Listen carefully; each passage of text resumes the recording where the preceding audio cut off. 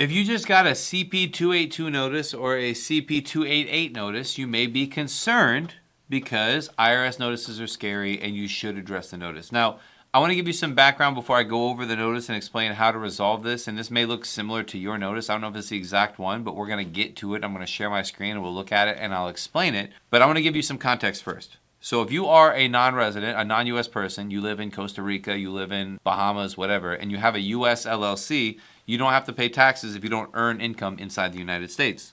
If you decide to open a multi-member LLC, Bob and Sally both live in Costa Rica and they open a multi-member LLC. They both own 50% of it. Now the filing requirements each year are a little bit different. A multi-member LLC has to file a partnership tax return. A Form 1065 would be technically required to withhold taxes on the foreign partner's earnings of the U.S. source income. And I'm going to go through it in this letter. This is what the letter explains.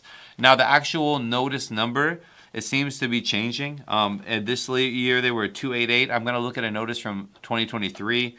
It's the same wording, but the actual notice number is different. So if you have a CP282 notice or 288 notice or anything in the 28 range, I'd encourage you to check this out. And if you have a crazy IRS notice that you don't know about, then you can email me and we can look at it and we can figure out how to resolve it. If you've been paying taxes in the U.S. and you're a non-resident and you're like, James, this doesn't jive, happy to have a call and get you a refund. We can fight and get you a refund, get your money back. This notice is specifically addressed to multi-member foreign-owned LLCs, okay? So I'm going to share my screen and look at it and go through the notice. I'm making this because I get the question very often, and now I can share this video with my clients because I'm helping people with the compliance, with the tax file, which it is the tax filings, with opening bank accounts, opening the companies, getting the AINs, giving them addresses, doing all the stuff. We help our clients with all of this stuff, but specifically I want to go over this notice in case you're doing it yourself. Respect, and I want to let you know what's going on, not to be freaking out about this, because again, every year I get 30 calls about this. Important message about your Form 1065. Now, if you file a 1065 and you indicate on the Form K1 that's attached to it that there are foreign partners, you'll automatically get this letter no matter what.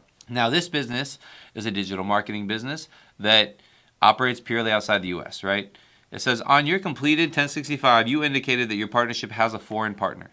Because of this relationship, your partnership may have an additional filing requirement. So it doesn't have one. It might have one. It may have one. So let's see when you would have one. How to determine if you have an additional filing requirement. If your partnership has gross income effectively connected with the conduct of a U.S. trade or business known as effectively connected gross income, that is allocable to a foreign partner, you have an additional filing requirement. If this business was installing light bulbs in South Dakota, then it would have effectively connected income. It would have it because you're doing work in the U.S. Most of my clients and most of you guys watching this are not doing work in the U.S. You're doing online internet work, which is amazing that we're at this point. But the IRS wants to tell you, in case you are installing light bulbs, this is what you have to file. So let's go to the next one. This filing requirement applies even if the partnership has no taxable income effectively connected with the conduct of a U.S. trade or business known as effectively connected taxable income. Let's keep going. Requirements for non-publicly traded partnerships, which is generally not be you guys. If you have a publicly traded partnership with like Deloitte or something, a non-publicly traded partnership that has effectively connected taxable income allocable to a foreign partner must pay IRC 1446 withholding in the year it is allowable to the foreign partner, even if they didn't pay the distributions. This is most commonly occurring in real estate. Fred and Sally have a LLC that they both own 50-50, and they rent a property. They own a house in Florida, and they rent it, and that property generates $100,000 of taxable income. They have an amazing property. Then first, they should have done tax planning to reduce that.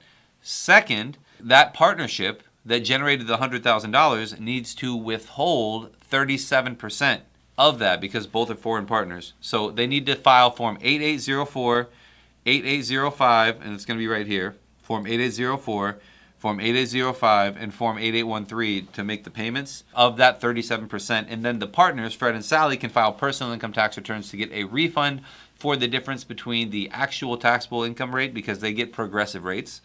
Fred and Sally are going to pay tax on 0% on the first $5,000 of income, 10% on the first, the next $5,000 of income, and it goes up to 37%. But for withholding tax, you have to just start it with 37%. You can Google U.S. tax brackets. It's not that big of a deal.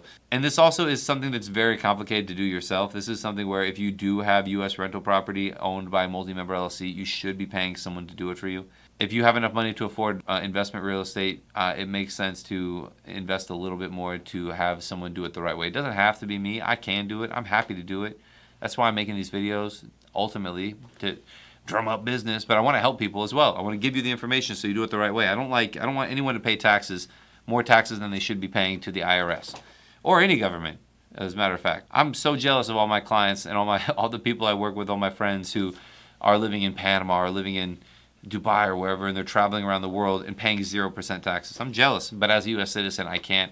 I digress. So the 8804 and 8805 filing, that's what the withholding is. And what this notice is, ultimately, as we circle back full circle, this notice is telling you that if you do have that U.S. business, you should be withholding taxes. Now, most of you don't, so you don't have to.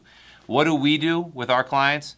If I have a client who's running $10 million through a multi-member LLC, even if they have no effectively connected income, we will file an 8804 and an 8805 showing zero U.S. income. So we'll file it effectively showing that there's no U.S. source income, no effectively connected taxable income, so that we can avoid issues in the future. If the IRS challenges it and determines that there was, they can't hit you with all of the crazy penalties for not filing the forms.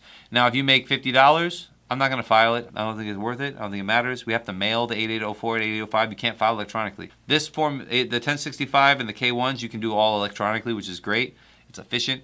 The 8804 and the 8805 need to be mailed, and it's annoying. So if you have a loss and you have no effectively connected income, we don't file it. If you have very little income and no effectively connected income, we don't file it. But if you have a loss with rental real estate, or if you have a massive profit, in any case, we're going to file the 8804 and the 8805. And if you do have U.S. real estate, you definitely need to file this stuff. So we go through the next page. Again, all this stuff is kind of annoying and kind of complicated. If you have a U.S. business and you have these different types of withholdings and these different types of things you have to pay, like this is specifically the 1042s. This is when we have a husband and a spouse who have a brokerage account so that they can get into a good brokerage firm. They can have a little bit more estate tax protection, but they make dividends. That's why we have to file the 1042 series forms and pay the dividend withholding taxes in those instances, and that's how we have to file it. So it's really complicated. I think I'm losing some of you guys here. If you're tired of watching me talk about this, schedule a free call at www.jamesbakercpa.com/schedule.